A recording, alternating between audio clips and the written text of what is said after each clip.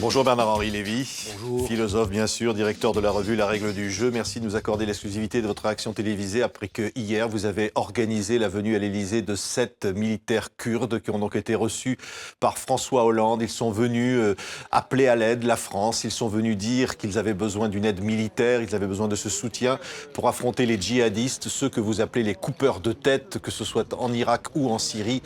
Vous avez aujourd'hui, Bernard-Henri Lévy, le sentiment que les choses sont en train de changer?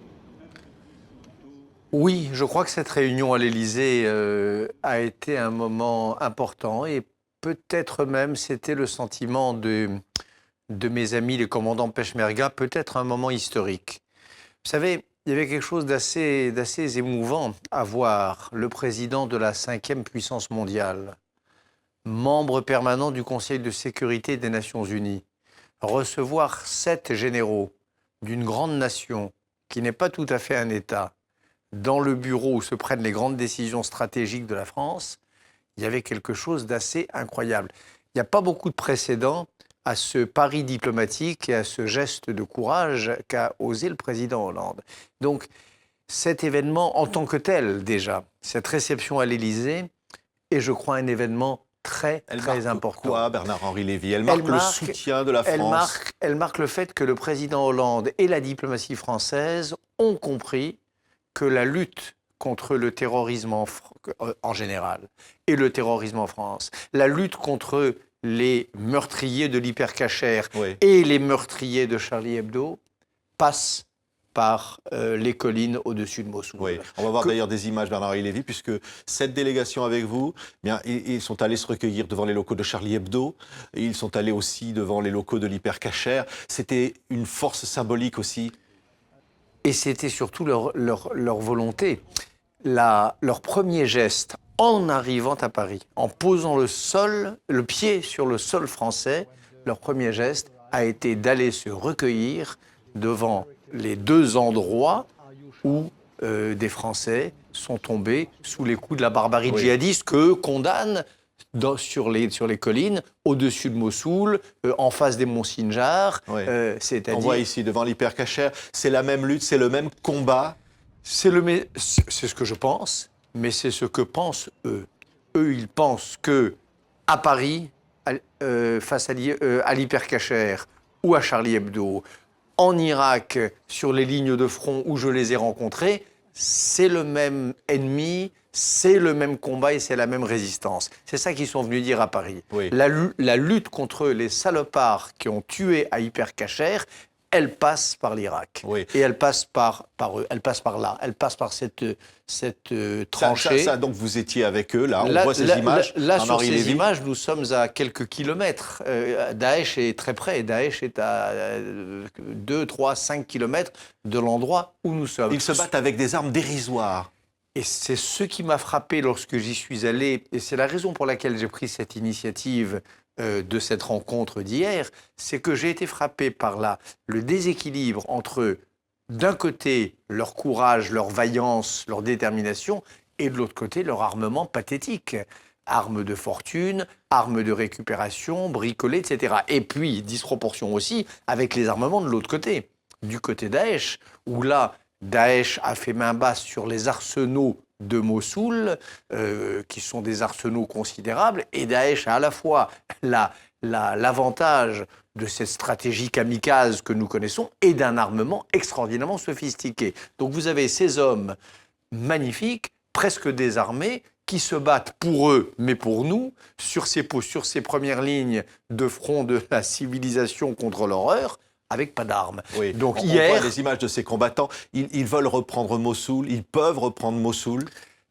Ils ont insisté, c'est ce qu'ils ont dit hier au président de la République française qui leur en a posé la question. Ils ont dit oui, mais pas seuls. Pas seuls, ça veut dire ils n'ont pas la vocation à être les mercenaires de qui que ce soit.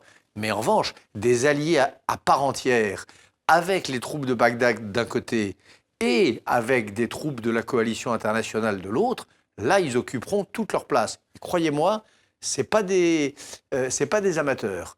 Ce sont des grands combattants. Donc, ils ont vocation à être le fer de lance de la reconquête de Mossoul. Autrement dit, le fer de lance du sauvetage des chrétiens d'Orient. L'appel lancé par Jean d'Ormesson, cet appel magnifique il y a quelques semaines, à sauver les chrétiens d'Orient, à sauver, à ramener dans leur maison les chrétiens de la plaine de Ninive.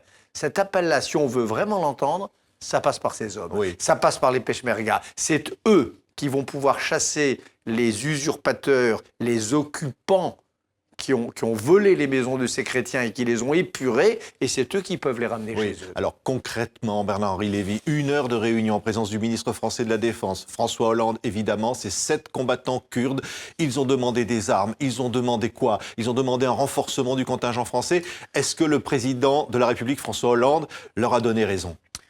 Ils ont demandé, premièrement en effet, accroître le nombre de forces spéciales françaises qui sont déjà sur le terrain et qui guident les frappes de la coalition. Ça va être fait, ça? Je crois qu'en tout cas, le président Hollande a semblé être très attentif à cette demande. Ils ont demandé, deuxièmement, des équipements, des armements lourds, en particulier ces Milan. Des missiles Milan, voilà, qui sont des des missiles transportables. Milan, voilà, dont une trentaine leur a été livrée il y a quelque temps par l'Allemagne, mais qui sont quasiment épuisés. Il en faut d'autres. Si, encore une fois, on veut affronter Daesh... Le président de la République leur a donné raison aussi sur ce point? Oui, je crois que le président de la République, son ministre de la Défense, vont analyser le détail de leurs demandes dans les jours qui viennent, mais je serais très surpris qu'on ne leur donne pas raison sur ce point. Ça veut dire donc que la France va aider, aujourd'hui, elle peut dire qu'elle va aider militairement les Kurdes davantage? Ça veut dire que la France est en pointe aujourd'hui de la coalition. Ça veut dire que la France est en pointe de la lutte anti-Daesh. Ça veut dire que la politique étrangère de la France est en pointe, y compris par rapport à la diplomatie américaine, sur ce front essentiel qui est la lutte contre les barbares. Ça veut dire que la France est en première ligne. Et en première ligne, être en première ligne de la lutte anti-Daesh, ça veut dire marcher la main dans la main avec les Peshmerga, parce que ce sont eux qui sont sur le terrain. Je vous répète, c'est très très important à comprendre.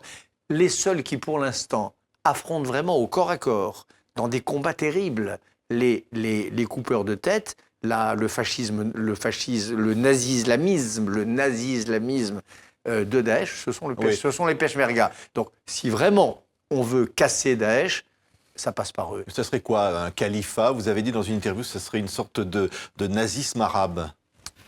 Oui, il faut bien appeler les choses par leur nom. Vous savez, cette volonté de pureté généralisée, cette volonté d'éradiquer tout ce qui témoigne d'une présence chrétienne ancestrale. Ne parlons pas de la présence juive, ce culte du chef et ce culte de la mort, tout cet antisémitisme enragé et cet antichristianisme, ce sont les ingrédients de ce qu'on appelait dans les années 30 le nazisme, qui a eu sa version arabe. D'ailleurs, le nazisme était une histoire européenne, mais avec une version arabe. Le seul problème, c'est qu'en Europe, ça a été d'une certaine manière largement éradiqué. Le travail du deuil a été fait en Allemagne, en France. Dans le monde arabe, pas toujours. Et le résultat, c'est Daesh. Quand on ne traite pas le passé, quand on ne fait pas le deuil de sa propre mémoire noire, comme ça a été fait en Europe, eh ben on a des retours du refoulé, on a des retours de l'inconscient. Ça s'appelle Daesh, qui est un retour du nazisme. Oui, vous avez dit aussi dans une interview, Bernard-Henri Lévy, pour la première fois, je n'ai pas de doute, c'est-à-dire on donne des armes, on va donner des armes aux Kurdes, et là on sait que ces armes ne se retourneront pas un jour contre nous-mêmes, comme ça a pu être parfois le cas ailleurs. Très souvent, on a donné des armes à des gens parce qu'on n'avait pas le choix, parce qu'il fallait éviter le bain de sang. Mais en effet, on les donnait avec crainte et tremblement en se disant où est-ce qu'elles vont finir? Entre quelles mains? Aujourd'hui, l'originalité de la situation, c'est que nous allons donner des armes si François Hollande est fidèle à sa promesse, et je pense qu'il le fera. Mais il l'a promis hier. Oui, il y aura une mission d'évaluation qui sera conduite par M. Le Drian, mais au terme de cette mission d'évaluation, je pense en effet que la France s'engagera pas s'engagera sur le terrain, mais s'engagera mais peut-être davantage de soldats français aussi. Peut-être davantage de forces spéciales pour guider les frappes et pour former certains des combattants. Mais l'originalité de la situation, c'est que pour la première fois, depuis très très longtemps, moi ça fait longtemps que je vois des mouvements de guérilla, des mouvements de libération qu'il faut aider, mais en se disant bien qu'un jour ça peut mal tourner. Les Peshmerga, les Kurdes irakiens, ils ont la même conception de nous de la liberté politique. Ils ont la même conception que nous du pluralisme politique et religieux. Il y a des peshmergas de toute confession à l'intérieur de l'armée kurde. Il y a des laïcs, il y a des athées, il y a des arabes, donc non kurdes, qui sont d'égal à égal avec les Kurdes. Le droit des femmes, l'égalité entre les hommes et les femmes, bref, tous les articles principaux du credo démocratique que nous pouvons avoir aux États-Unis, en France, en Europe, eh bien, on les retrouve chez les peshmergas. Mais attendez, quelle chance! Donc, donner des armes à ces hommes-là, c'est, je crois, oui, faire une bonne action d'une part, nous protéger nous-mêmes d'autre part, et prendre extrêmement peu de risques à moyen terme. Vous diriez aujourd'hui, Bernard-Henri Lévy, l'État islamique va perdre cette guerre? Je crois qu'il est en train de la perdre. Je crois qu'il recule un peu partout, sur tous les fronts. C'est la raison pour laquelle il faut rester extrêmement vigilant ici, en Europe, parce que un État islamique bête, blessé sur ses terrains de prédilection peut avoir des réactions incontrôlables en France ou en Europe, mais sur le terrain militaire, je crois qu'il est en train de perdre, et je crois que si le général Barzani, que l'on voit là à droite de l'image, s'il a les armes qu'il est venu demander hier, alors oui, il descendra de cette colline où nous sommes, il ira jusqu'à Mossoul et il cassera les reins de cet État islamique qui est encore une fois une espèce de greffe dans ce monde arabe qui n'en veut pas, dans ce monde arabe qui aspire à la paix, qui aspire à un islam démocratique et des lumières, à ce monde arabe qui veut vivre normalement dans la prospérité, dans l'amitié des civilisations. L'État islamique, ce sont des usurpateurs, des occupants, des déformateurs de l'islam, et le monde arabe, l'Irak, ne demande qu'à s'en débarrasser, mais il faut une force qui les y aide, et cette force, elle est là. Il suffirait que nous les considérions vraiment comme des alliés, les alliés qu'ils sont et qu'ils nous proposent d'être. C'est ce qu'ils sont venus proposer à l'Élysée hier. Merci beaucoup. Merci beaucoup Bernard-Henri Lévy de nous avoir réservé donc votre première réaction depuis cette rencontre à l'Élysée hier. Merci d'avoir été l'invité de TV5 Monde. Merci à vous.